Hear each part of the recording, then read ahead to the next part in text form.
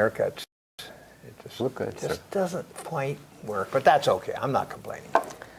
Hi, I'm Michael Wan, your host for Michael Wan's Op-Ed Live, and this is RNC California National Committeeman and former California Republican Party Chairman Shawn Steele. Our show, Op-Ed Live, is not about left or right. It's about what's right or wrong. So born and raised in California, Mr. Shawn Steele attended Los Angeles area public schools and earned his BA at CSUN. Correct. And a master's in history from the University of Southern California. Mr. Steele also later earned his Juris Doctorate and is now a California trial attorney running his own firm. He is a specialist in healthcare, law, and alternative healthcare doctors.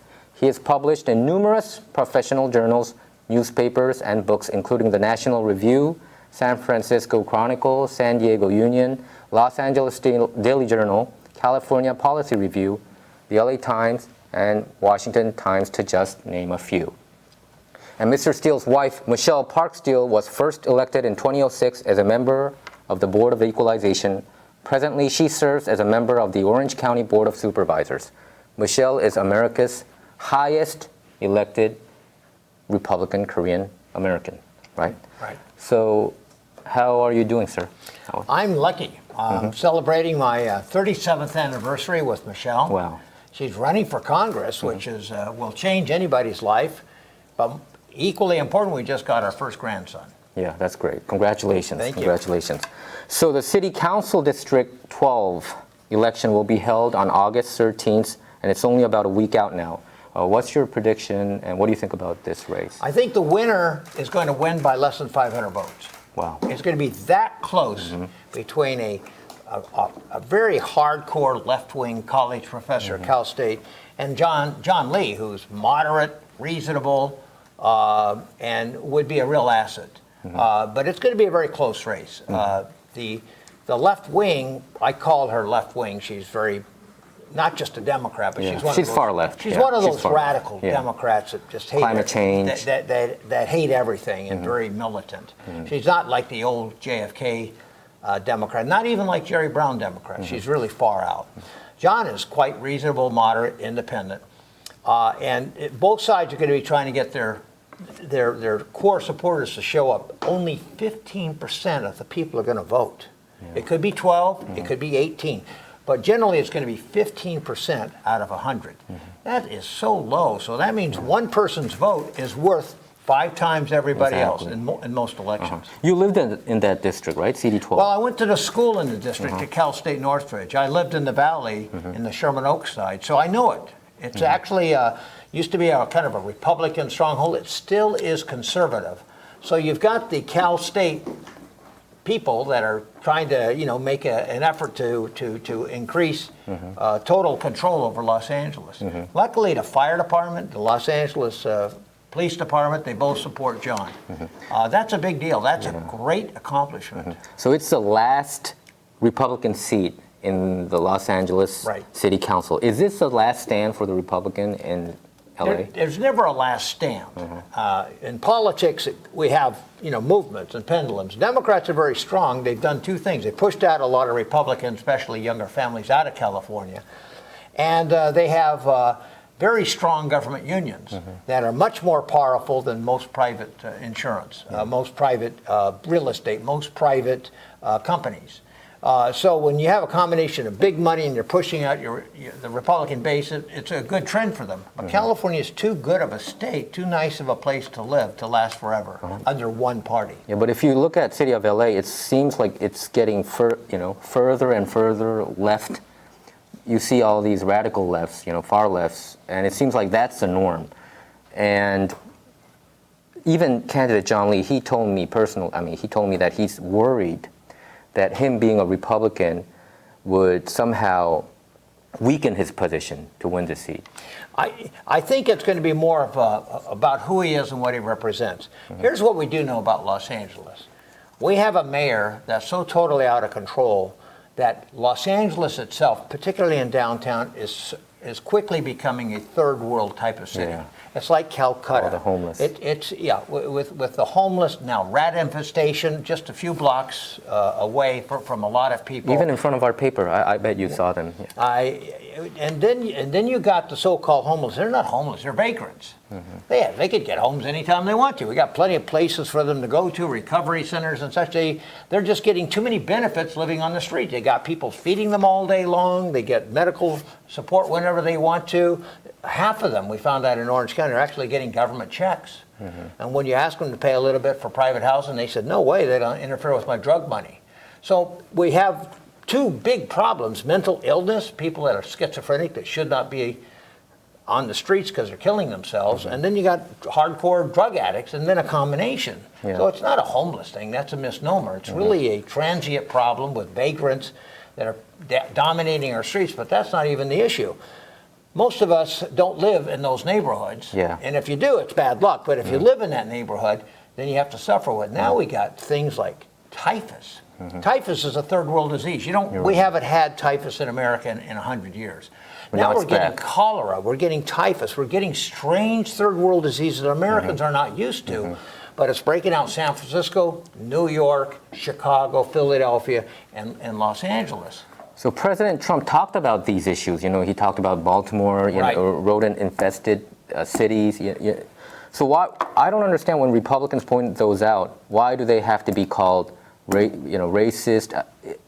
I'm sick and tired of Democrats always holding up this race card on every single issue. That's when you run out of ideas and arguments.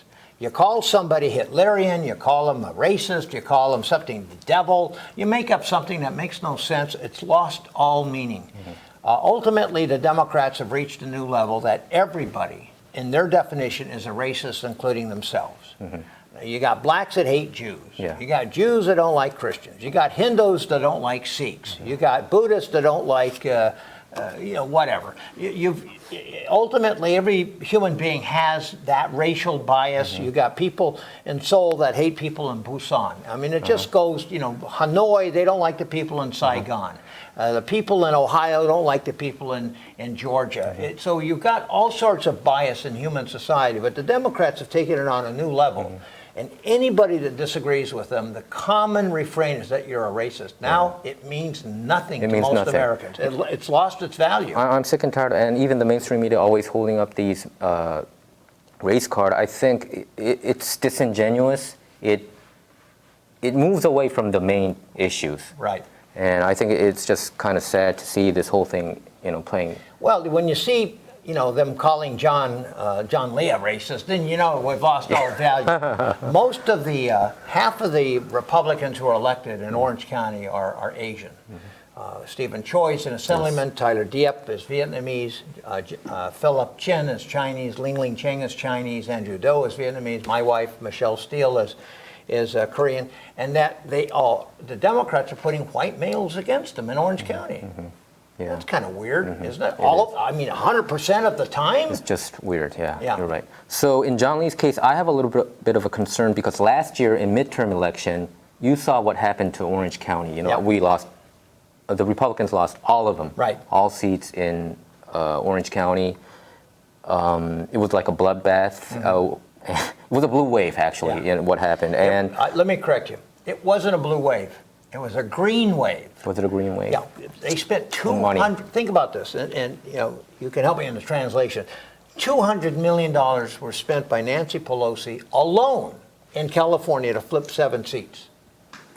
That's $35–40 million a seat. Who spends that kind of money? Crazy. It's never happened in American history. Now, what would you do with $200 million in Korea? Could that buy the presidency? I don't know. I know it could buy the presidency in Italy, most of Eastern Europe, Germany, France. I mean, the money is so huge. It's just not money. It's like swearing. It's phenomenal. Michael Bloomberg, 10 days before the election, the wealthy billionaire, said he's spending $10 million against 2 congressmen. 4.5 against Dana Rohrabacher, $4 million against Stephen Knight. And it made a difference because he bought nothing but TV. So the big money can make a difference. That money will not be around next Tuesday. That money will not be around in California for congressional elections because it's all going against Trump in Ohio, Florida, and North Carolina. And you think because of that reason in the 2020 presidential election that Republicans are going to make a huge comeback, in your opinion? Well, In Orange County, we have the best candidates we've ever had. You got Young Kim, Michelle Steele, very good candidates in 2 districts that are so close. Remember, the Democrats won by barely 1 or 2%. Yeah. Very narrow margins. And they had to spend a colossal amount of money. And historically, it's always bad for the party in power after 2 years of the first presidency. We think we come back because we got better candidates. Okay, that's great.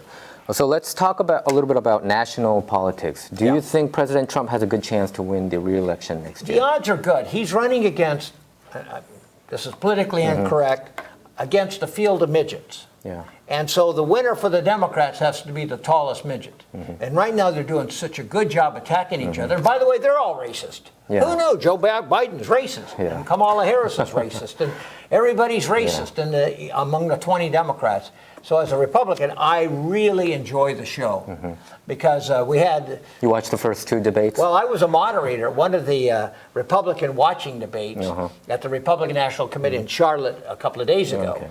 And last week on Wednesday, and it was just fun watching Democrats tear each other apart. It was fun. And you'd say, "You're right." "Oh no, you're right too." I agreed with all of them when they attacked somebody else. Yeah, I thought it was very enjoyable. You know, Kamala Harris. Who would have known that she fell apart? Yeah, she fell apart. Gabbard just attacked her. Now, Gabbard, who is a Hindu. Tulsi Gabbard. Yeah, she's a Hindu. She's a Hindu who was going after Kamala Harris, who's God knows what her ideology is. She just trouble with Kamala Harris. She's not intrinsically smart. She doesn't understand the depth of the issues. Yeah. So she's just kind of a showboat, kind of a flash, kind of attractive, and yet there's nothing there. Even the LA Times said that Kamala Harris knows how to attack, but she doesn't know how to be attacked. So I think that really showed how she is. I mean, it's so hard to even predict that Joe Biden would make it to the top. Probably he has the edge right now.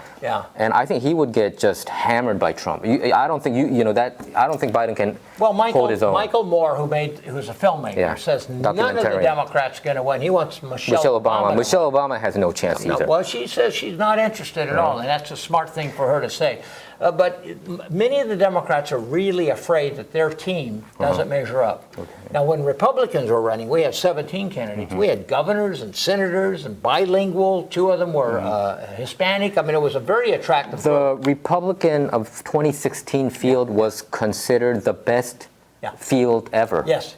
And still, Trump made it to the top. And I told you already, the day he announced, I told people around me, I think he's going to become the next United States president. I was one of those who would have disagreed with you. I've learned a lot. And a lot of people don't like his tone, but they love the results. But actually, people liked his tone, too, because that's true, I followed his rallies very closely when he announced.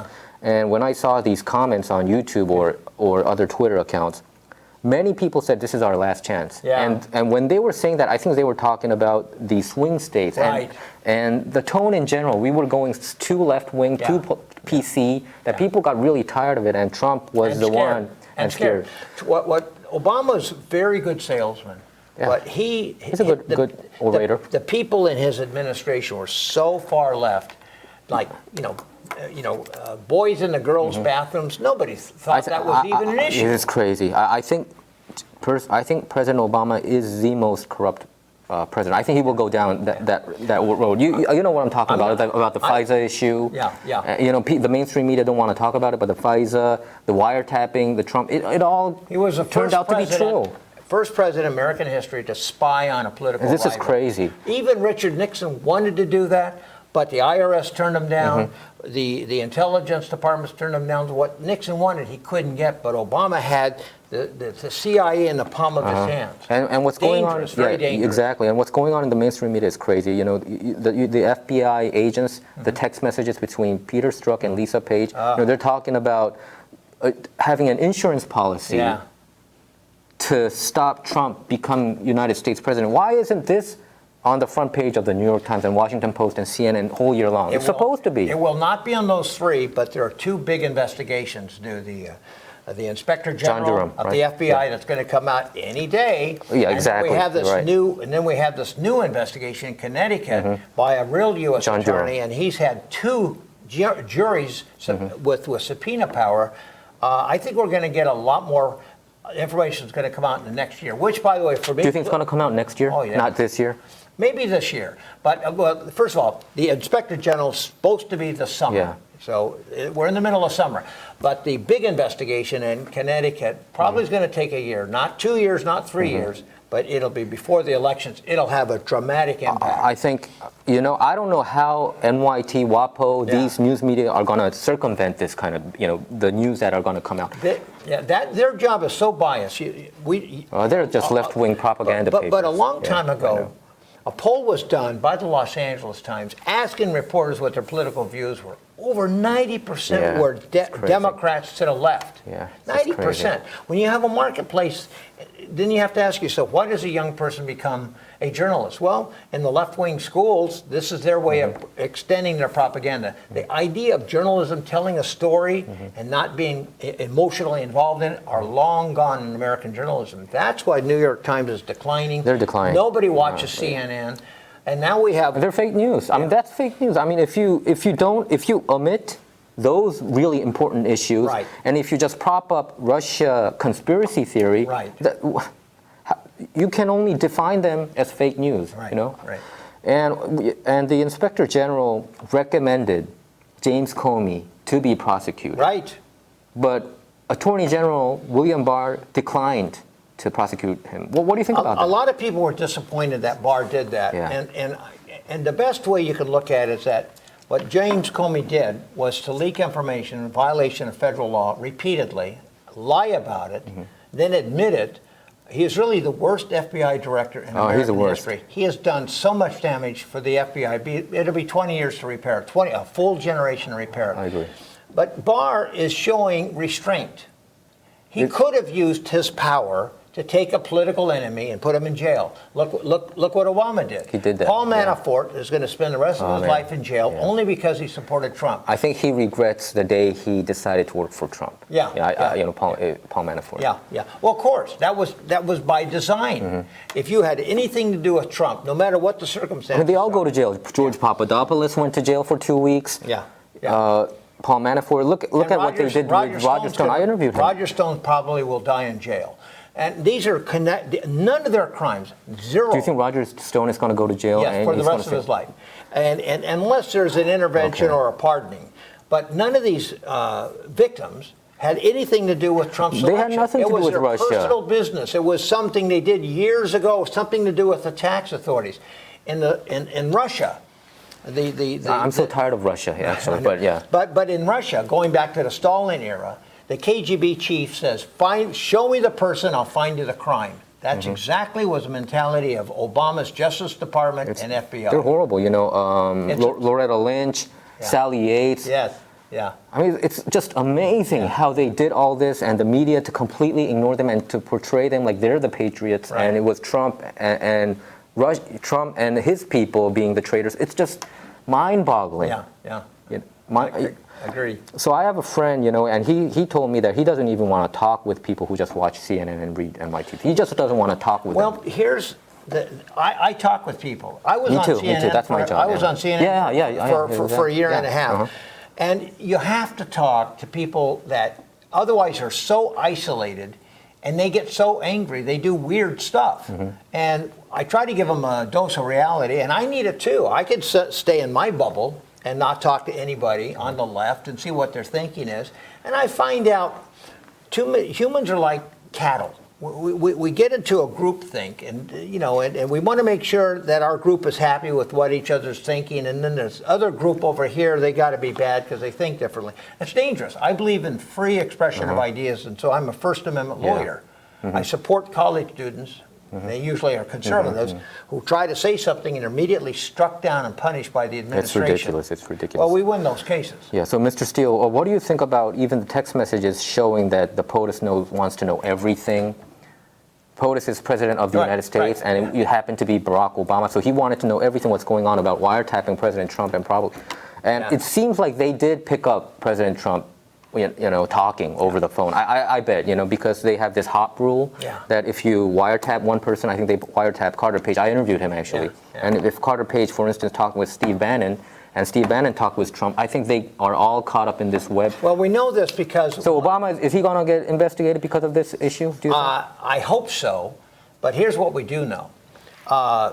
when Trump was in transition, and he was elected, but he wasn't yet president, an admiral came to him in an emergency meeting and said, Trump, I need to see you. They went outside the offices into an area where there were no recordings. It was soundproof, and there was no chance of being recorded. It wasn't on telephone. He warned Trump, you're being recorded by the FBI. And so an admiral who was involved in one of the spy agencies felt that Trump needed to know. So when Trump later on said, hey, I think they're spying on me, the media laughed at him. New York Times, Washington Post. I remember that week. Said he's paranoid.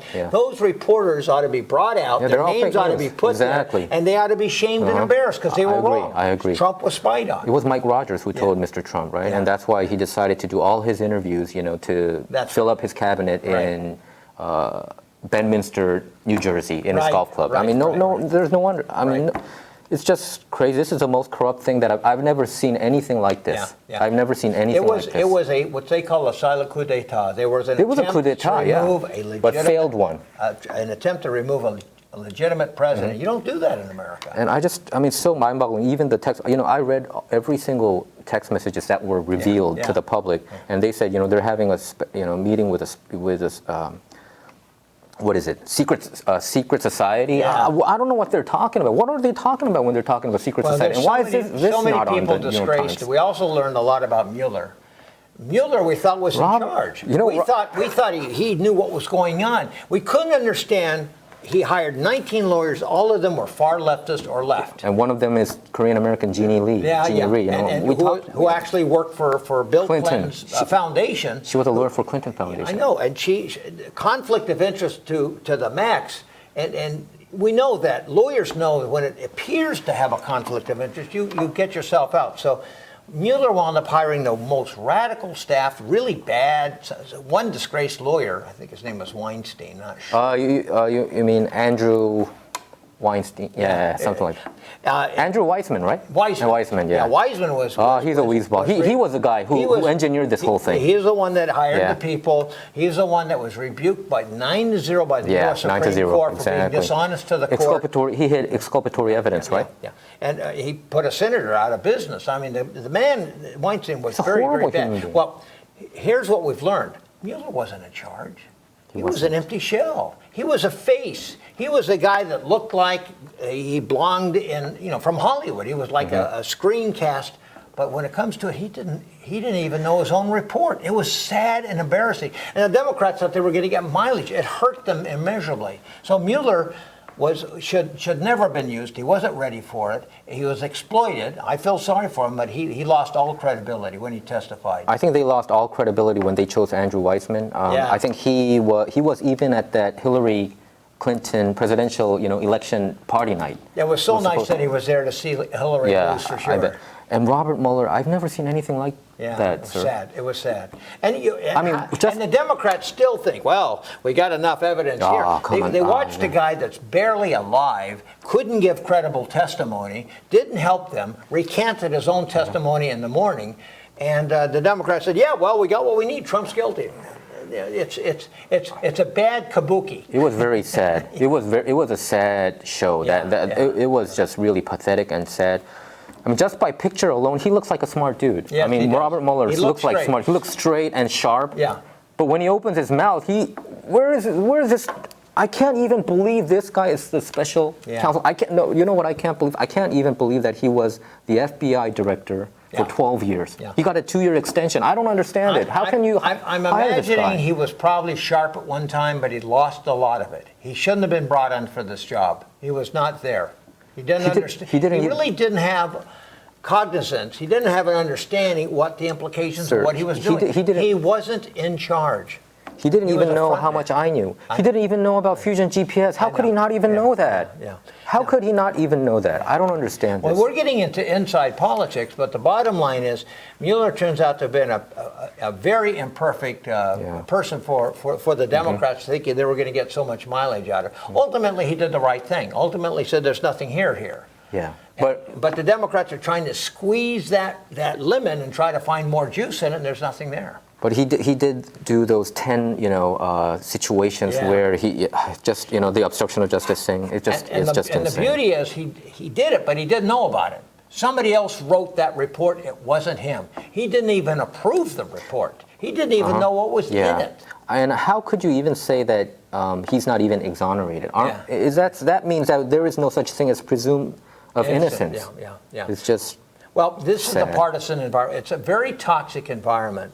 Many Americans really believe that the Democrats will bring about socialism in America, and we don't have to worry about that. They admit it. Yeah. You know, most of the radical Democrats are taking over the Democrat Party. Joe Biden is kind of the last holdout, and he's trying to kowtow to the radical Democrats, and he's going to have a tough time.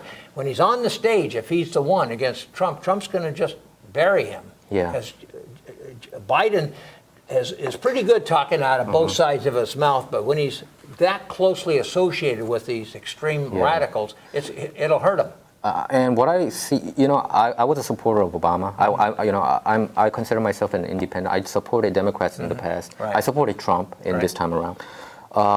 But what I don't understand is the Democrats seem to accuse Republicans of what they're doing. About the Russia collusion. Right. It was Hillary people and DNC who hired Perkins Coie, and Perkins Coie hired Fusion GPS. Fusion GPS hired Christopher Steele. Right. Christopher Steele got the Steele dossier from. We need to put Russians. a chart on the wall. Yeah. You are exactly right.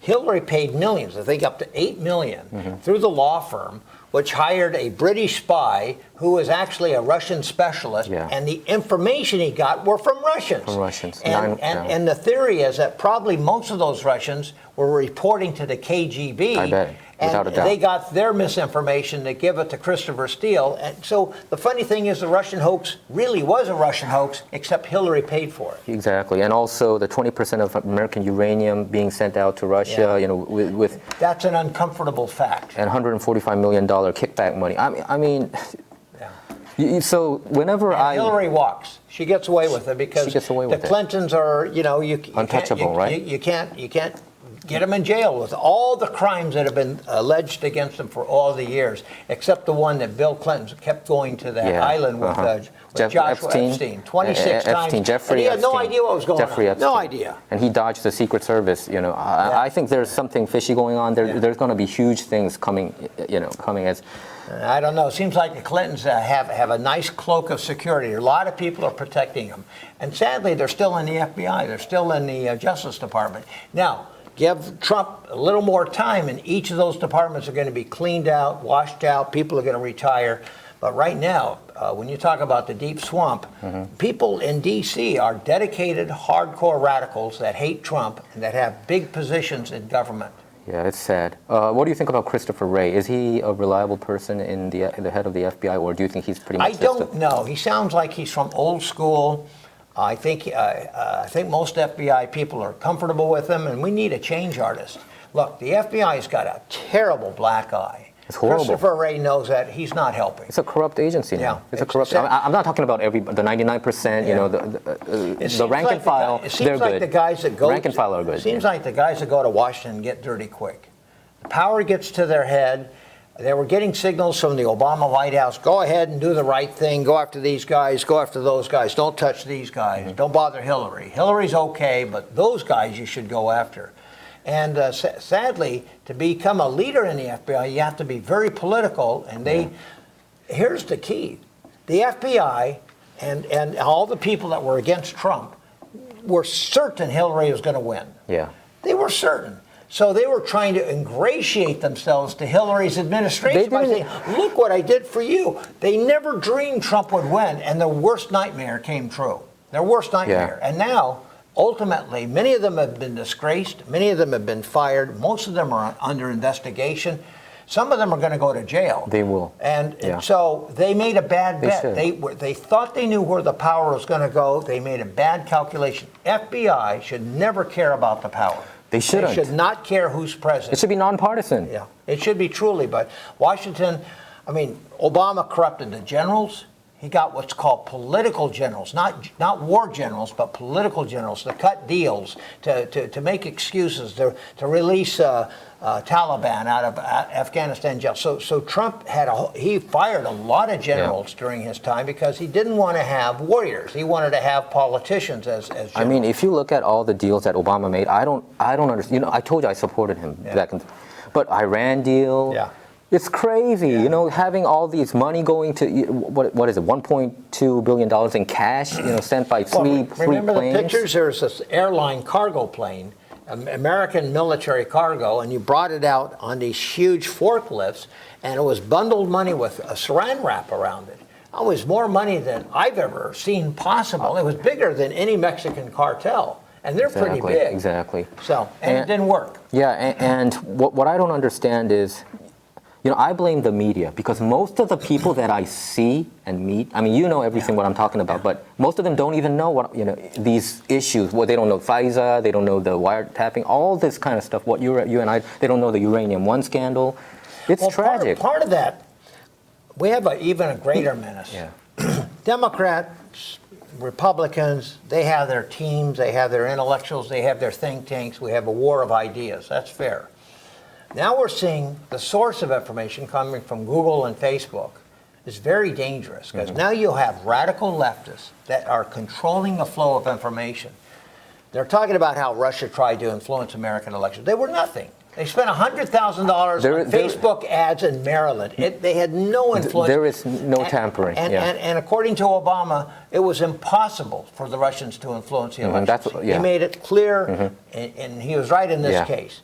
He said in October. Now we talk about the Chinese influencing 2020, and they're trying to do it. They're not negotiating with Trump. They want Trump to look bad while their economy is collapsing. So they're making a bet, a bad bet.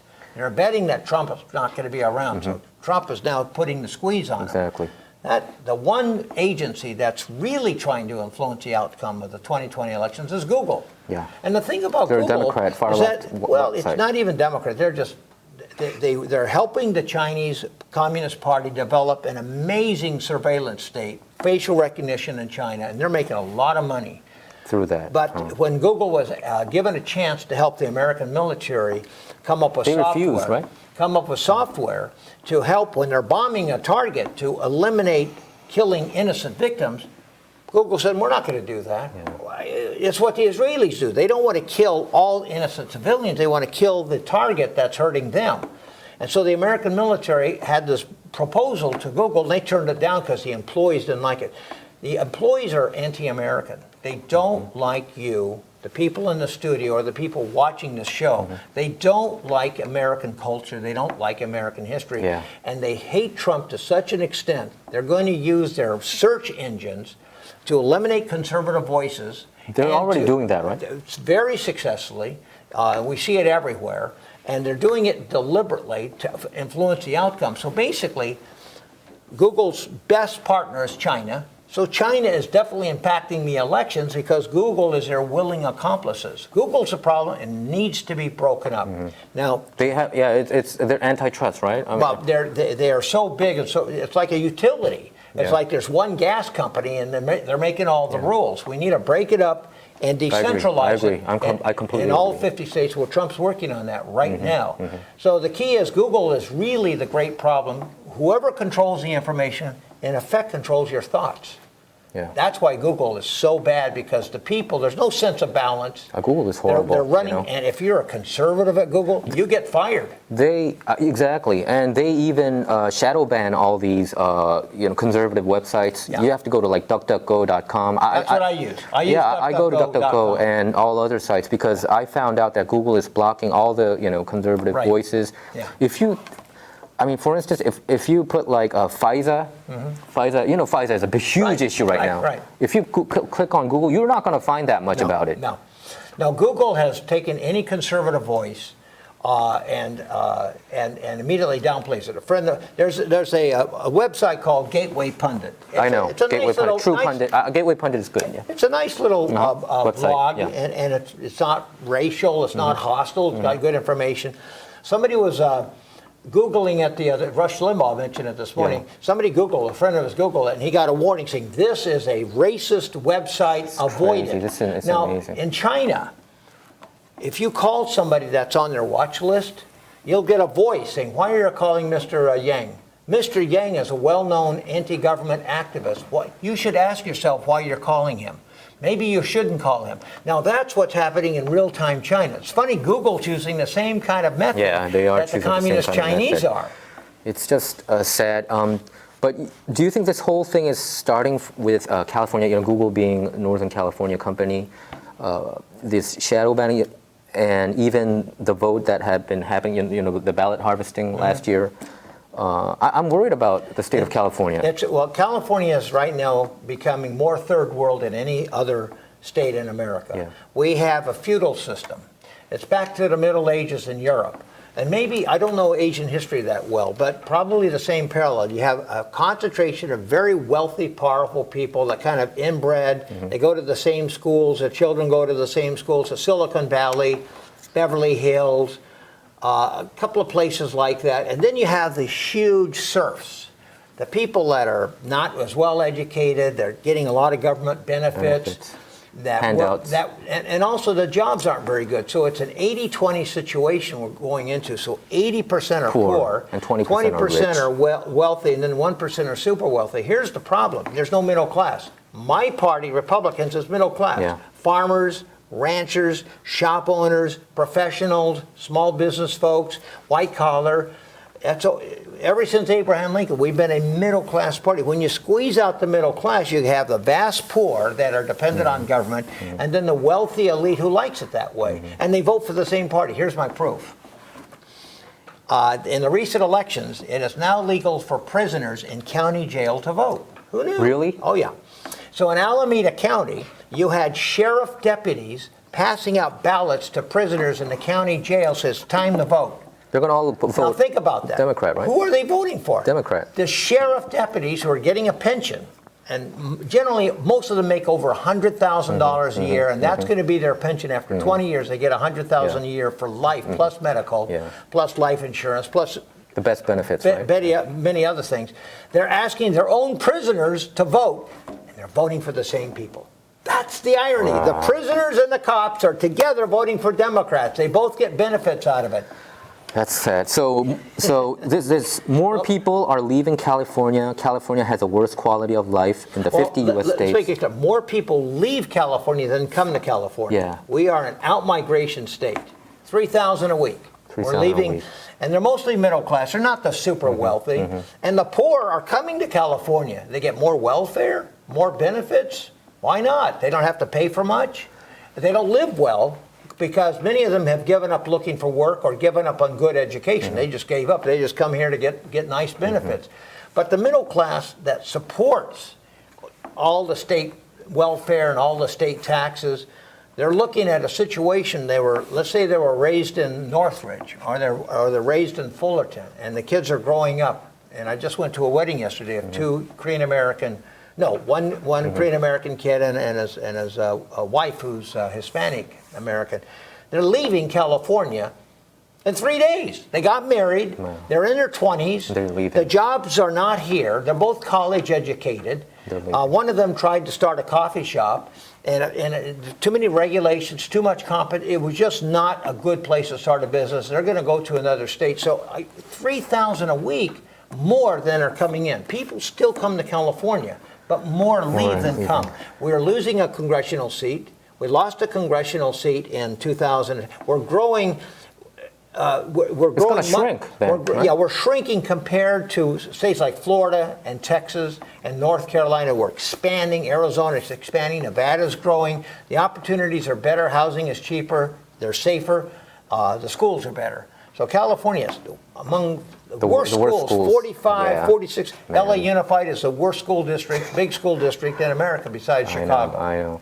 And John Lee, when he used to be the chief of staff for CD12, right, he used to tell me this all the time. He finds it so sad and tragic that he gets phone calls all the time from people that they're leaving from CD12. Yeah. And California governor back then, it was Rick Perry. Yes. Rick Perry would cold call these company CEOs and say, hey, come over here. We're going to give you all kinds of tax benefits. You don't need to call them anymore. They know about it and they're leaving. Here's what we do know. The good jobs have left California. You have at one time, Joel Kotkin, Kotkin, writes about this a lot. He's a demographer at Chapman University. He writes constantly. And his research shows you at one time manufacturing in California was the highest percentage in America with really upper middle class wages, We had a blue collar with high school educations making great money, equivalent to $100,000 now. All those manufacturing jobs, auto, and particularly aerospace, we lost 500,000 jobs in Los Angeles and Orange County in the 90s. When those jobs disappeared, the people getting paid disappeared. They went to Oklahoma. Where those were aircraft. One time, California had the greatest concentration of aerospace industry in the world. Yeah. Now it's a shell. It's a portion of that. Silicon Valley is now wealthy, but how many people do you think are working in Silicon Valley? Not that many. Hundreds and hundreds and hundreds of thousands. How about 40,000? Wow. That's it. 40,000 are making great salaries, can afford to live at a $5,000. It's not a job-making machine, but it's not a job-making machine. Yeah. But they offsource their work in China and elsewhere. So so there's a 40,000 elite, and yet we have California's 40 million people. We have 1/3 of our population, about 15 million, that are considered in poverty. And that's not talking about the middle class or the lower middle class that's barely making ends meet. But people that are welfare dependent, people that are living, maybe 2 families, 3 families in an apartment, that's where California is going. So it's a feudal state. We're going back to the Middle Ages. In California, this is not America. That's not how it should be. Do you think that's happening because of the Democrat policies? Because since they have been such a dominant party here? No question about it. Silicon Valley funds the Democrat Party. They pay the big taxes. They don't care. They're making so much money. But as soon as there's a first recession in Silicon Valley, California will collapse. They can't. They're so overextended, it'll collapse. Do you think it's going to come pretty sooner than later? Trying to guess what the economy is going to do is a guess. And, it's been 10 years since we've had our last recession, and we have recessions every 10 years, so we'll see. Trump's doing very well. He had a tax cut. Companies are making a lot of money. We have 1 million more jobs available than people to fill them. We have the lowest unemployment for blacks and Hispanics Nationally, and Asians and women in the history of America. So these are the lettuce years. California is not getting it. A small elite is doing very well in California, but most people aren't. Yeah, and he lowered the corporate tax rate from 35 to 21. He brought in hundreds of billions of dollars back. And also manufacturing jobs, 600,000. They all the smart Obama economists said we'll never get those jobs again. Just give up. They're just nut jobs. And what they did is that Obama's elitists said no, the future is in New York and California. No, I don't think so. Forget the flyover states. And the flyover states is what got Trump elected. And they'll reelect him. The media going crazy. I think they're completely gone bonkers. That's why nobody believes them. The trust among American journalism is at the lowest it's ever been in American history. Because it's fake news, We don't trust them. It's fake news. We know they lie. They lie on purpose. Don Lemon, all these CNN whack jobs, Rachel Maddow. Rachel Maddow, if you look at her channel, it's just Russia conspiracy 24/7. It's just insane. She lost over half of her ratings. When the first Mueller report came out, people finally realized that they were living a fable, that Mueller was going to destroy Trump, and there was nothing there. It's a disgrace. Like Time magazine having a special about President Trump eating 2 ice creams when other people were just eating 1, having only Diet. How could you make that? How could you hate what I don't understand remember, is Time magazine went bankrupt twice. It's no longer a real magazine. It's mostly internet. It doesn't have much of a circulation. It's got a reputation. Time was Time at one time magazine. Growing up, everybody looked at Time, what was on the cover. But some creepy left-wing billionaire bought it just for his own ego, and so they continue to do it. But there's no readership. There was one time they had an 8-page special about Trump, but they didn't put his head. It was all cut off. I couldn't believe it. How can you consider yourself? They pretend to be a fair magazine, but they're not. I don't think most observers think they're fair. If they're used in as a source, people laugh. It's laughable. So are they inherently corrupt to ignore all these news going on? They've reached a new level in the left in journalism has a mission, and their mission is to destroy the enemies of what they call democratic socialism. So they don't care what's going on in Venezuela or North Korea or Cuba or even China for that matter. In fact, many of them think China's a great example. China's just doing great stuff. but it's one of the most draconian, anti-humane societies on earth. It's very close to North Korea, the way they treat people. They don't have human rights there. No, none at all. Do you think President Trump wants to cut off all business deals with China? Because it seems like that's one of his. I get that kind of feeling these days. He's doing something that hasn't been done since, I don't remember, since maybe the War of 1812. I mean, where you're using trade policy to affect a governmental change. I got a resolution passed unanimously by the Republican National Committee, which I thought the White House was going to push back on. But right now, there are thousands of political prisoners in their 20s and 30s being harvested for their vital organs. China has the world's greatest transplantation, medical tourism, where if you need a kidney or a heart or a liver, about 2 weeks you get it. Now in America, it takes a year. Exactly. Why is that? It's voluntary. But in China, it's mandatory, they're using their political prisoners. They get a full medical exam. This has been proven overwhelmingly. It's sad. And to see how good their liver is, how good their blood type is. And Chinese could care less about the value of human rights. In fact, to punish a political prisoners, to take out their vital organs and kill them, it's like an extra punishment. It's just a punishment. It's profoundly evil. It's evil. So the RNC passed the resolution, went to the White House for approval. Some changes were made, but it passed Friday morning. And so the Republican National Committee has joined many other organizations attacking the Chinese for organized organ harvesting against political prisoners, which is a great crime against humanity. And the doctors that are affiliated with that, there's 750 hospitals in China. They do huge business. It's billions of dollars they bring in. And so we want a law passed in America. No American should go to China for organ transplant because what are they getting? They're getting the life of a young person who was sacrificed for their purposes. That's evil. That's the very definition of evil. I want to see Democrats show if they're real in their hearts, if they're really sincerely concerned about fundamental human rights, and they should join me on this. This ought to be a left-right, right-wrong situation. But it seems like the Democrat Party these days, when it comes to foreign countries, they're kind of okay with a lot of it's inhumane their culture. things. Don't interfere with like Saudi their culture. Arabia, what they're doing to females, it's like, it's okay. I mean, killing gays, pushing them out off the rooftop. They never talk about those. They don't talk about female genital mutilation, which this radical Congresswoman Omar from Somalia says that she represents the Somalians, even though she's elected to Congress in Minneapolis. Do you know she was a victim of female genital mutilation? She doesn't talk about it. She ought to talk about it. It happened to her before she left Somalia. She was abused, and a part of her womanhood was taken away. So these kind of things the Democrats are very uncomfortable talking about because it's their allies that are involved in this. We shouldn't be afraid to talk about human rights. We have to talk about this all the time. Do you think America will eventually win against China? We have, and we will. I tell you, we had a big meeting today with several people from India.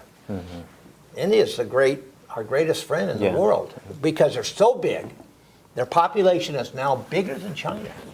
They're now beyond China. They speak English. Their history is Anglo-Saxon, so the democratic Western values are part of Indian society. Any young person that wants to get ahead in India has to speak English. That is the national language. Otherwise, there's 200 other languages within India. So they can't communicate without English. And there's American universities and schools that are very pro-American. And our most successful immigrants in the whole world come from India to the U.S. So as India gets larger, more democratic, more capitalistic, they are our natural ally. And they're much more afraid of the Chinese than we are. They have every reason. They see the Chinese are taking over ports and it's expanding their navy. And the Indians are lucky. This is one of those great times in history. You have a great Prime Minister Modi, and you have Donald Trump, and they get the big picture. And you have to look at the next 75 years. India is our most vital ally, plus Vietnam, especially Korea and Japan. These alliances have to be stronger than ever. So you think the stock market is going to crash a little bit like today? It really crashed down? Yeah, it wasn't much of a crash. It's 2%, and that's there's some people making some good money. It crashed so it's such a minor part of how much it's grown. Under Trump. It did grow a lot. It did grow a lot. It's amazing. Yeah. So if anybody had stock in 2016 and they kept it, they're very happy today. Exactly. So do you think the Democratic Party is becoming like a socialist party? Well, there is that struggle. You could always accuse a Democrat big spender and a Democrat big government being kind of socialist. But now it's socialist. Yeah. Bernie Sanders, who was running in 2016, was considered kind of a far-out joke. Yeah. He's looking normal. He's like now he's got to deal with Elizabeth Warren and Buttigieg, and he's looking like competition. He's like a normal Democrat now when he's not even a registered Democrat. He's still a registered socialist Is he in a Vermont. socialist? Oh, okay. I mean, he's a registered socialist. He's not hiding anything. Bernie Sanders, who's such a wacky, crazy guy. He's crazy. He's now looking a little more normal. Where do you think he had his honeymoon? Where would you have your honeymoon? How about Moscow? He went to Moscow. Who has a honeymoon in Moscow unless you're out of your mind? I think I heard of that. It's the last place you'd have a honeymoon. Yeah. This is a nation state that has killed 40 million of its own citizens. He liked Russia. Yeah. He liked Soviet Union, obviously. He does. But now he's accusing Trump. I mean, it's just, I know. Whenever they talk about Russia collusion, I just tune them off. It's just insane. So this socialism movement is a movement. The squad, you have this squad. It's not going to. You don't think it's a flash in the pan? No, it's a serious movement for socialism, and you see a lot of people that because some actress says socialism's great, they don't know what they're talking about, and it shows you every generation to embrace democracy and fundamental individual liberty has to be retrained. You can't take it for granted. We live in the greatest, most peaceful. The most generous society in all of world history that is lifting up the rest of the world, and yet too many Americans are spoiled and lazy, have gone to left-wing universities that hate their race, that hate their religion, that hate their upbringing, that hate their parents.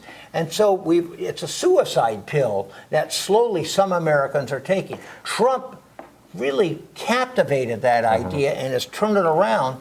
And so now we have two different elements. Yeah, two different worlds. We have a group of people that despise this country, that are taking down monuments, that if you did something bad 100 years ago, you're a disgraceful. And then we have people that understand the bigger picture, that America's the greatest source of freedom that the world has ever seen and is the hope of all of mankind. So so that's a struggle today. The left wants socialism. They want control. They don't think you or anybody watching this is smart enough to control their own lives. They don't want you having green straws. They don't want you driving that nasty car. They want you in a bicycle.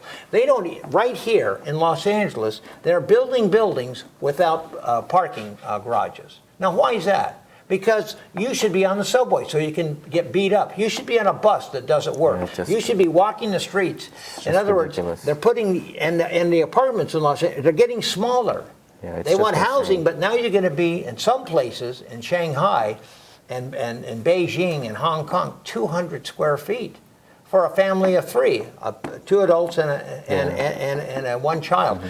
That's a human rights abuse. It is. And we have so much land in California. 90% of our land is available, it's clean, and that's where we should be growing and expanding for human beings. I like little animals, but humans are still more important than little animals. Yeah, this like new Green Deal, I mean, it's completely insane. Well, it's ridiculous. It doesn't... It's control over the human being, and Democrats love control because it's an elitist idea. They really believe that they're here and they're smarter than most of the people out there, and they need to control their lives. People like that are officious and boring, and they're evil. This is not any different than other totalitarians in the past. Yeah, and are they trying to move America to like countries like Denmark, or is that their goal? Like Norway, Scandinavia? That's your dream, but those are homogeneous societies that are actually going away from the welfare model, becoming more capitalistic. They're actually getting more capitalistic, right? That's right. And so they want to have a Norway. Well, Norway gets most of its money from oil. It's a tiny country of 3 million, so of course they can afford socialism. And it's a tiny country. You're Venezuela could have afforded socialism, but sadly the generals have taken billions for themselves. Exactly. Screw the corruption. Screw the poor people. Venezuela used to be one of the richest country out there, right? I mean, what happened to that country is really tragic. It was one of the richest countries in the world per capita. Argentina is a better example. Argentina in 1900 was one of the 3 wealthiest countries in the world with the highest standard of living. Yeah. And after years and years of dictatorships and the fascists and the Peronists and then the leftists and the socialists, it is now a third world country. Yeah, it is a third world country. Amazing that after, just by changing your values and changing your market economy and putting all power in the hands of a few people and they steal it, and that's what happens. Most of these socialist countries get corrupt very quickly because it's power in the hands of a few. Yeah. And so Argentina was still is a fabulous country, but it's poor because of its politics. Well, Venezuela is a disaster. It's a disaster. It's a human disaster. I think that's why all Americans have to be involved in politics. They should know how scary these people are, this far left wing. Yeah. They're just, goons.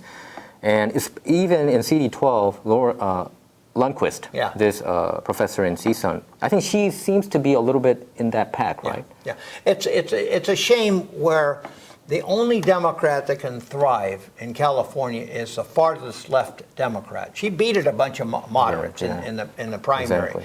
She's a hardcore, remorseless leftist. She could care less about building new homes. She hates it. She could care less about public schools because right now the Democrats control it. Her kids wouldn't go to a public school. They'd go to a private school. She could care less about personal security. She has a bodyguard.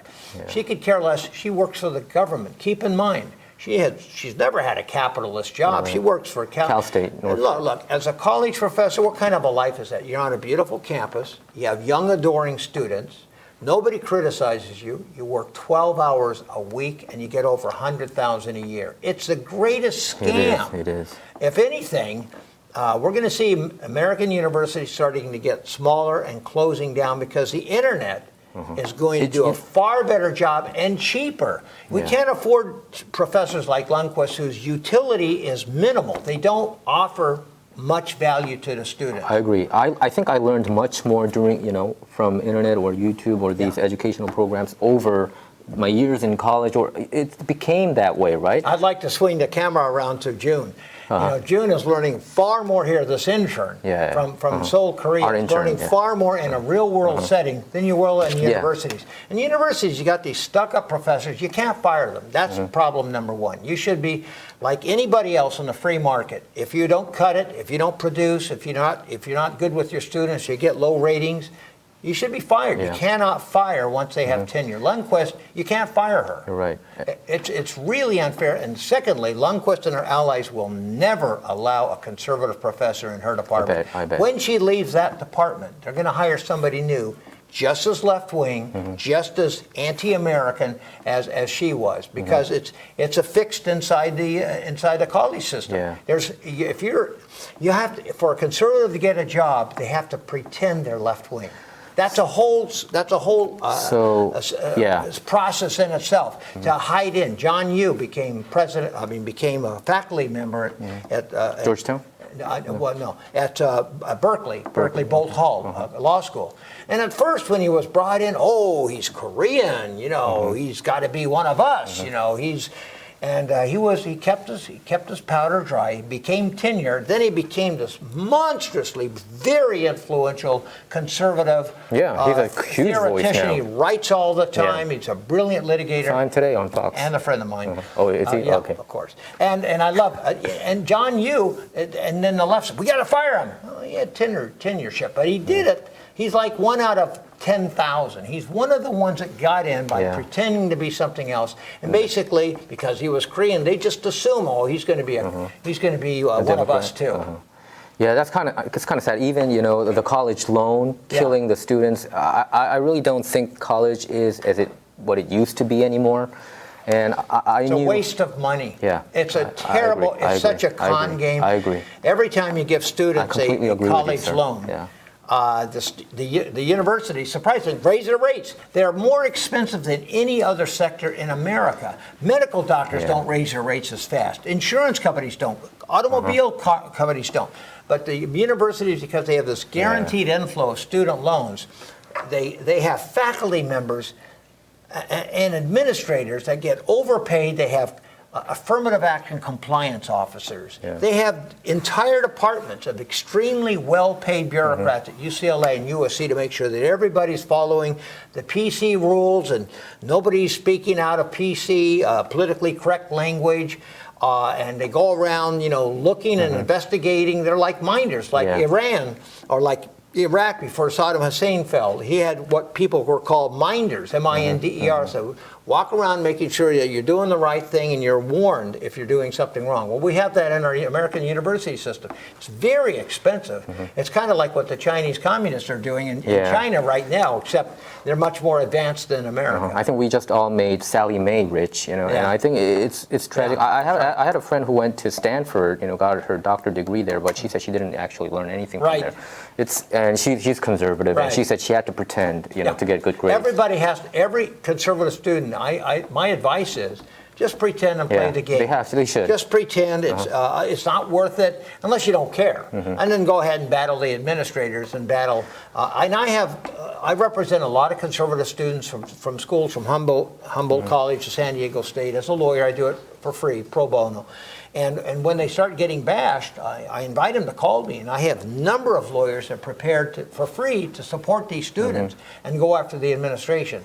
And we've been winning to such an extent that when the university really goes out of its way to punish a conservative, they have to pay huge expenses after that. So we're right now winning that battle. Plus, Trump is changing the courts. You're right. And the courts are much more interested in free speech than under Obama. Yeah, I mean, thank God for that. Yeah. Do you think college faculty members, including professors, they lean left because they also get government handout, if you think about it? Well, in a way.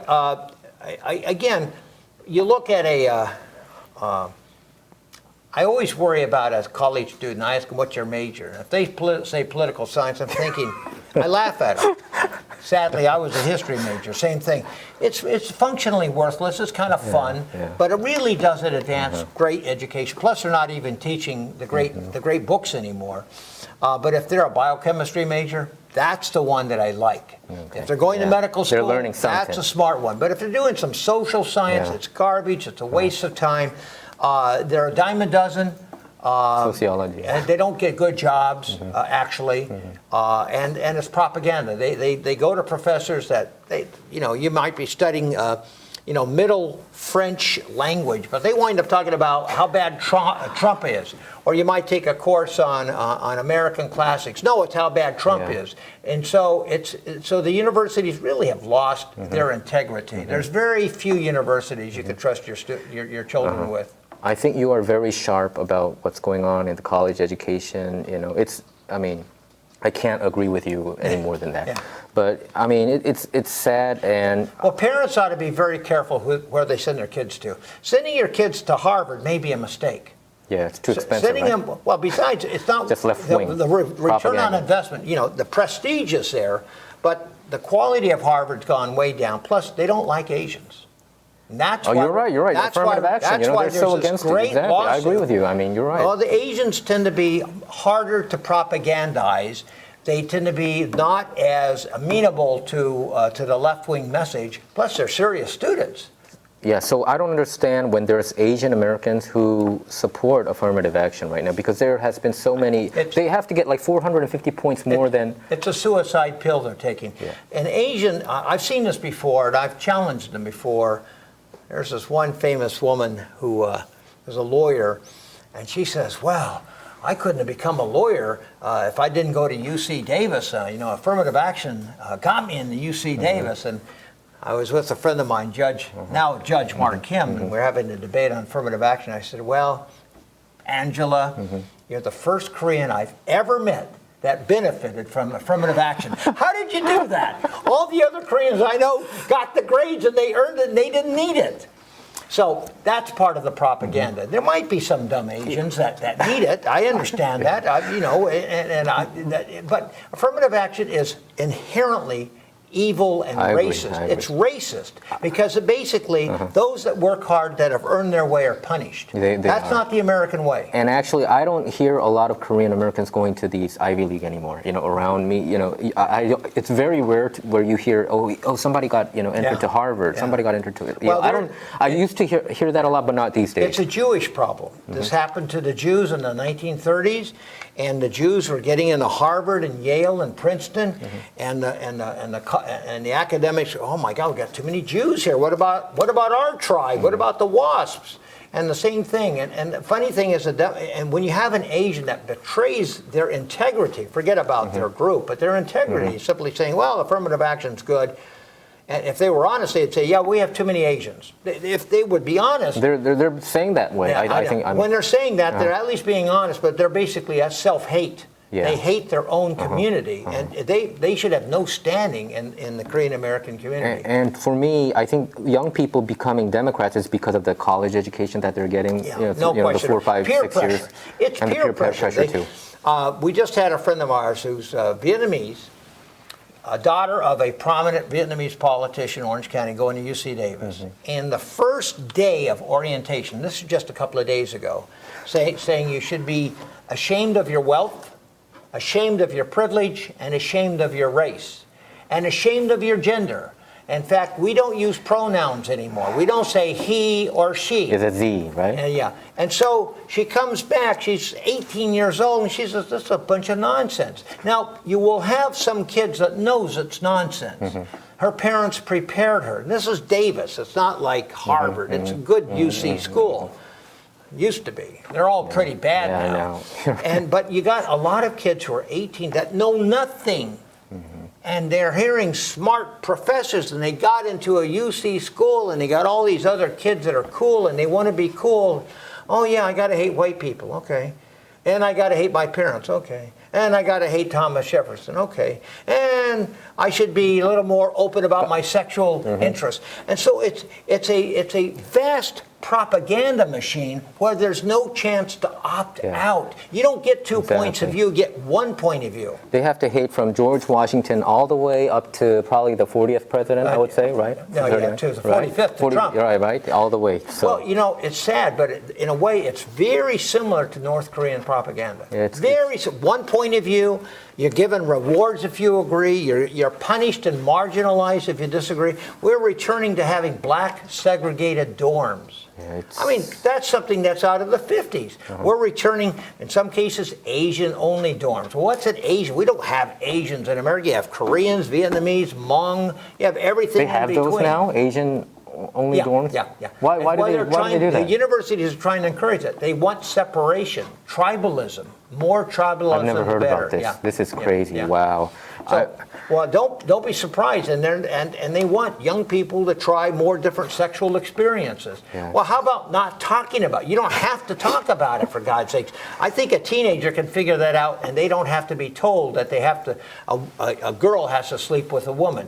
I mean, they don't have to be told this. If she wants to, that's her right. But you don't have to make it policy. Yeah. To me, this left-wing party has become very scary. Personally, when I see all this, what's going on, even in Planned Parenthood, Project Veritas caught them selling, baby yet parts. They're punishing the filmmakers. That's ridiculous. And they'll lose, but they're trying to put people that expose Planned Parenthood for selling baby parts. And people don't know about this.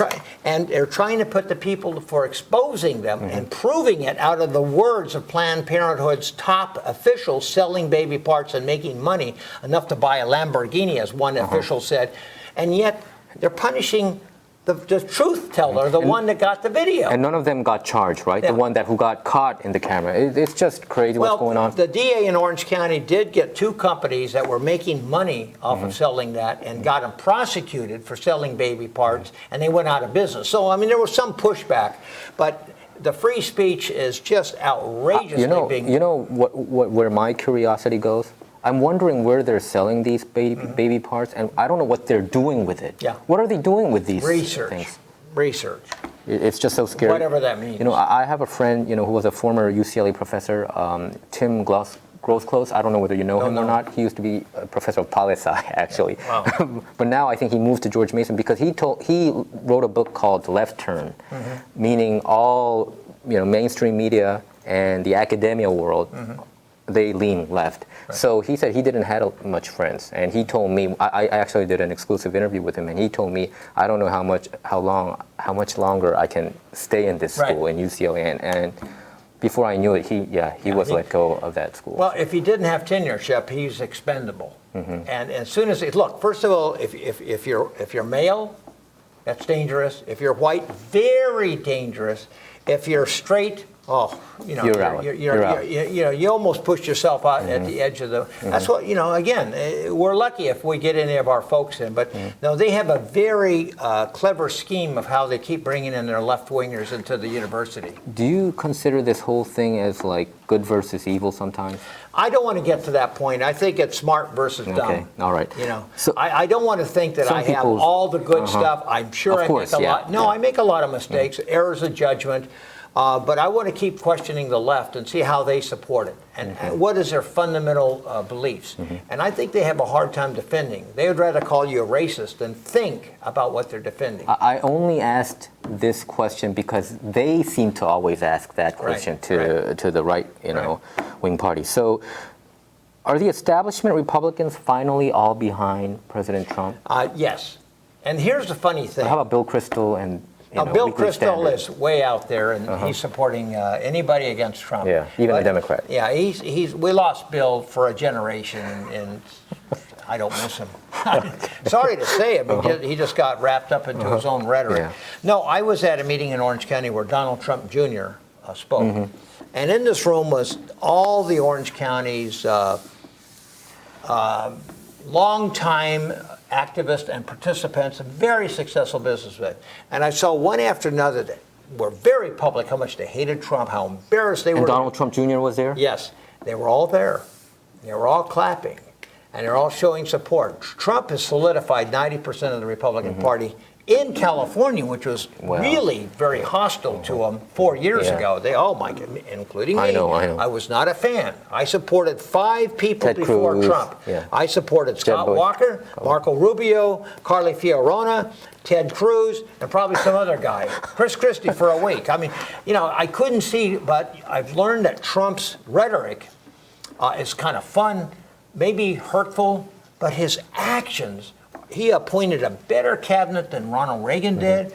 He's got more done in 2 years than most presidents have gotten in 8. He has really taken government and has turned it around. And for every new regulation, he has now eliminated 20 regulations. He promised 2 to 1. Now it's 20 to 1.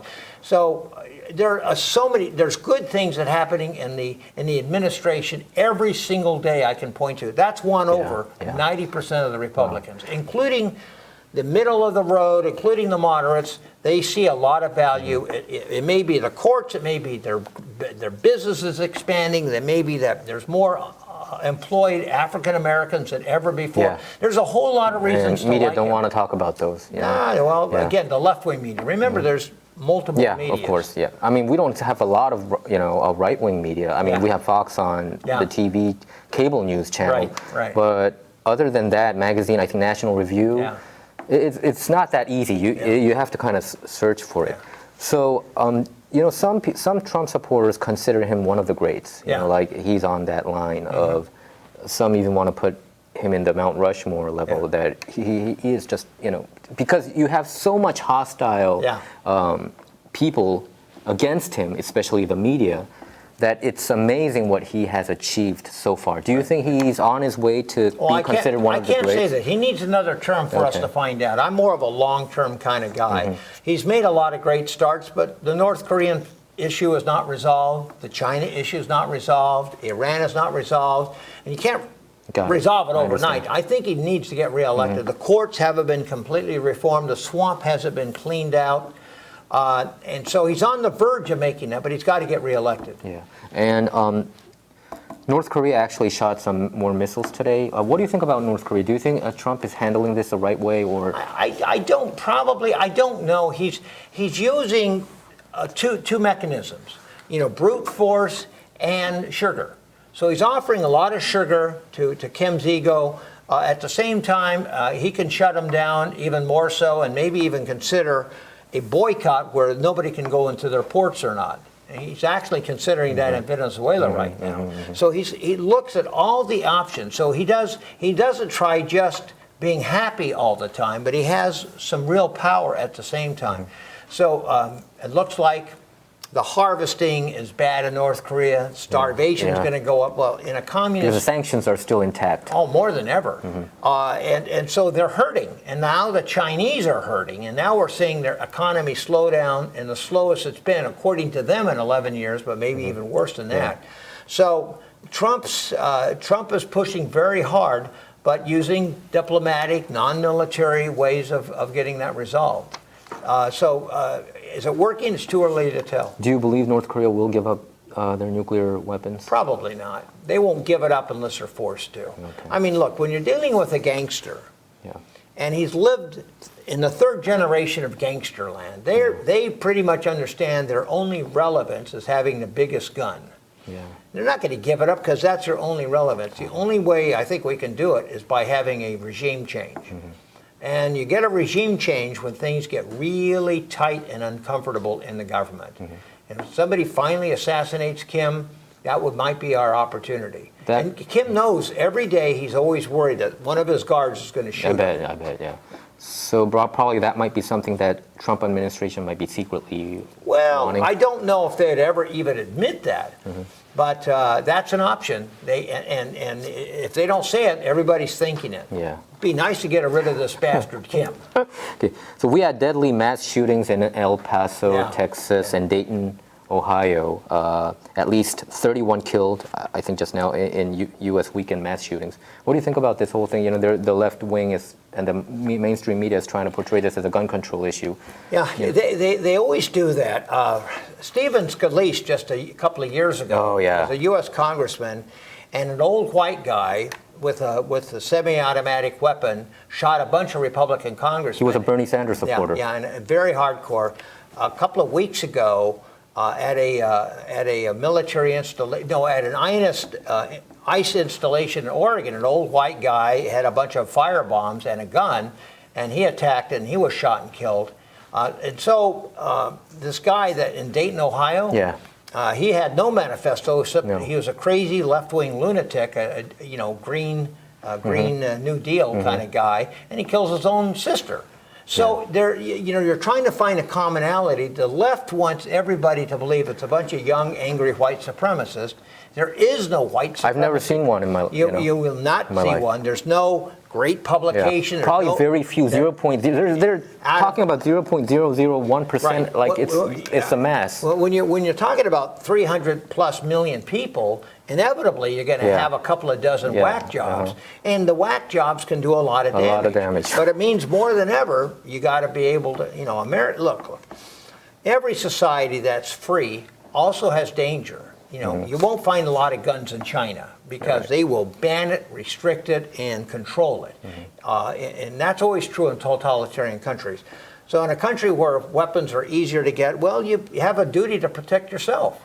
And it's too bad at that Walmart there wasn't enough people carrying weapons to protect themselves. Right? Exactly. Yeah. So, I mean, this Ohio gunman described himself on social media as a pro-Satan leftist who wanted Joe Biden's generation to die off, hated President Trump and law enforcement, and hoped to vote for Senator Elizabeth Warren for president. How come the media is not running this?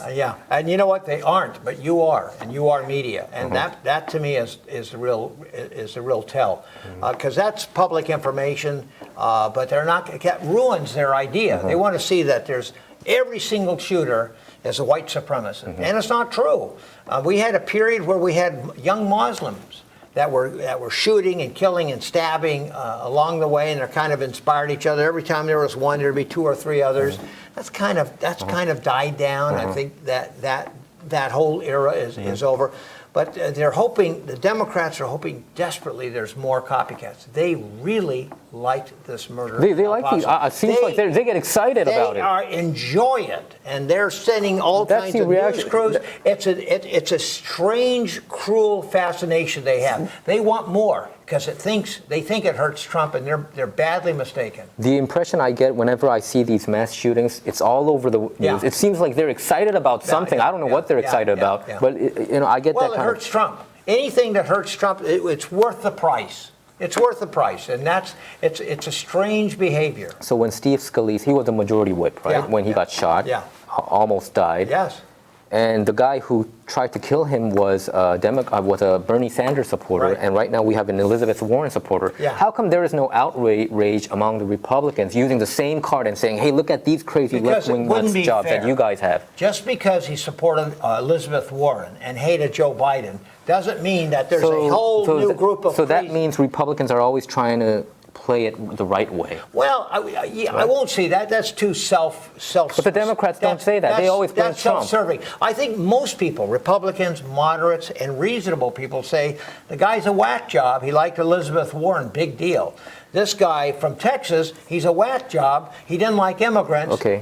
That's not a trend either. But for instance, if this Ohio gunman or this Texas gunman said he's a huge Trump supporter, the left wing would run with that. They would. For the rest of this month, at least. They would love it. They would love it. And the guy in Texas that was bombing people, and this was the thing.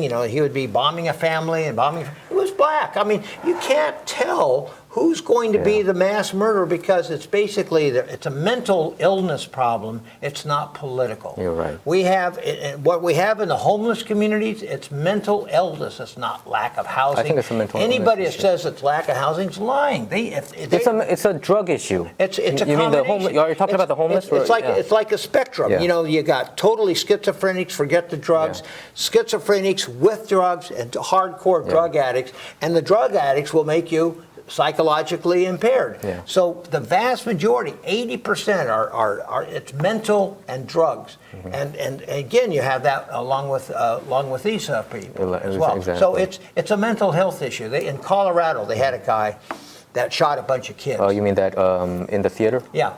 No. That was 2 years ago. Come on, keep it in the last 6 months. And then the Democrats had this big rally against guns. Yeah. Students started walking out. It turns out the student or the young person that was shooting these people in Colorado was a transvestite. He wanted, he was upset with his own sexual identity, and that was his struggle, and he took it out by shooting people. So he would, what is that? Is all transvestite serial murderers? I don't think so. And so the gun people came down, and anti-gun people said, and people walked out one after another. It's mental issue, and they started saying that it's mental illness, and most Americans know that. So when they try to make it politicized, it becomes like a bunch of vultures around a dying body. The Democrats and the media are like vultures. Oh, we got a great story here. It's all Trump's fault. People don't buy it.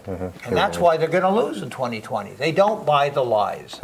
So, we see all this. The media is left. The academia whole world is left. College students left. You have all these things, who is so upfront. Hollywood is left. Tech left. Right. So you said that. Do you think California has to implode first to go to the other direction? I think there has to be a serious economic shift. And when California runs out of money, that's when it will implode. Okay. And right now, they're enjoying the wealth they're getting from Silicon Valley. Silicon Valley is literally paying half the state budget. That 40,000 people are making so much money, they don't care. I have a lot of friends there, and they said it's crazy too. Yeah. And John Lee is one of the few candidates who is trying to stop this tide. Right. I don't think anybody can stop it completely, but he's one of the ones. No, it's a symptom. If we get a John Lee elected, California takes a step in the right direction. If John Lee doesn't get elected, we just keep going into more rats, more typhus, more diseases, where policemen are down there getting bit by rats. There's Dr. getting Drew, diseases. who's a famous Yeah, medical Dr. Drew, doctor. yeah. He's predicting that we will be seeing an outbreak of the bubonic plague. That's something we haven't seen since the 12th century. Yeah. Dr. Drew, by the way, he used to work for CNN, but he talked about Hillary having Right. health issues and he got kicked out. Yeah, I mean, that's it's just crazy what's going on there. And are you also familiar about the relationship between Korea and Japan becoming very hostile? Oh, yeah. You know? It's sad. These are allies that their bigger fear is China and North Korea. Yeah. But there's a historical reason for that. My wife's from Korea, from North Korea. Yes. And what the Japanese did, it was very fresh and recent. A lot of Koreans are alive that remember the Japanese oppression. That's what we celebrate August 15th. I mean, it's, by the way, turns out to be, with my Indian friends today, they're talking, their national celebration for independence is August 15th. So Korea and India celebrate it by coincidence. No, there's a lot that the Japanese, and I believe Japanese and the Germans and now the Russian government, I mean, they have to make apologies. Yeah. I don't know how long you do that. I don't know if you can blame a Japanese baby that was born last week, for the sins of their grandparents or their great-grandparents. But but the history has to be honest, and the Japanese have been cooking the books on history, and I don't like that. I don't like distorting history. Anybody, including the left or the right or anybody, I love history. I read history. I'm skeptical because I want to see who's writing the history to see what their biases are. I'm always skeptical too. So I understand hostility, but that is an emotional issue. The geopolitical issue is North Korea with their nuclear weapons that could go haywire, with the cannons that they have in the mountains pointing at Seoul. That is a real life problem. Everything we could see on Seoul could be gone in 15 minutes. Everything. So next year, your wife, Michelle Steele, is running for Congress. Yes, in Newport Beach. Newport Beach. What do you see? How do you see her chances winning? It's a very important seat. They're realistically good. We have 7 seats that Republicans have lost. Of the 7, Newport Beach is the best Republican territory because it has 8% more Republicans than Democrats. So the numbers are good. Secondly, Michelle's been elected in that territory 4 times with over 63% of the vote. So she's known.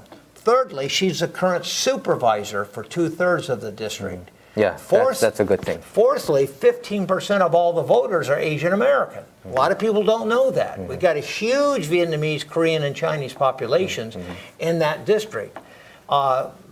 It's also an older district, so they're more conservative. Even the nonpartisan voters are. So the Democrats are going to have a tough time keeping it. Okay. And Michelle just focuses. She's getting a lot of her support from Koreans, not just in Orange County, but in Los Angeles, in Virginia, all over the country. And she raised record $200,000 in downtown LA. She raised $540,000 in 6 weeks. Yeah, that's amazing. So it was a lot of work. And you think Young Kim also has a good shot? She has a great shot. She won the election 2 years ago by 14 points. 2 weeks later, she lost it. I've never seen anything like that. She lost by a tiny fraction. And so ballot harvesting, right? Yeah, ballot harvesting, Democrats, well, the mountain of money, the green wave, not the blue wave. Okay. That wave won't be around. And because it's going to be focused on the presidential. That's why. That's right. All the money's going to be in Ohio, Michigan, and Wisconsin. That's where your TV sets are going to blow up with too many commercials. You're right. But back to John Lee and Lundquist. Lundquist said about the homeless issue that she's going to spend more money about it. I mean, you know who gets the money? When they say spend more money, it means hire more government social workers. They get $100,000 a year plus benefits plus retirement. It won't. None of that money. It's like the money that went to Puerto Rico. Remember, billions went to Puerto Rico. More money went to Puerto Rico than the rest of the hurricane states in the United States. But that money disappeared. And Puerto Rico is run by Democrats, and billions have disappeared. There's going to be investigation and prosecutions for years. And the same thing, Lundquist, for her, she'd never made a dime in her life, never had a private sector job, never signed the front of a payroll check. She always signed the back. So she is a typical socialist thinking, government can solve everything. All she wants to do is hire more social workers so they can get in an office behind a computer screen and write papers about it. The real answer are these Christian nonprofits. The real answer are people, nonprofits that actually work with them, but mostly taking care of the mentally ill and giving them asylum. Yeah. And Democrats are afraid to say that. I'm not. They need asylum. They need to be put in places where they can't hurt themselves. Yeah, and I understand. And it's cruel. It's cruel for people like Lindquist to say we're going to give them more. Let them live on the street because it's a terrible life. They die early, they die violently, they die miserably. And many of these people ought to be given protection and be put in special places where they're protected and they're given meals and good medical care and they're not sleeping with rats. And sadly, Lindquist is one of those, they're homeless, they have rights, let them stay there. That's bad thinking. What it does is it spreads disease, not just physical disease, but a mental disease that we can learn to live with these vagrants on the street. Okay. We shouldn't learn to live with them. All right, okay. I forgot to ask you one question regarding the Russia, since it's such a huge thing that has been dragged on since 2015-16.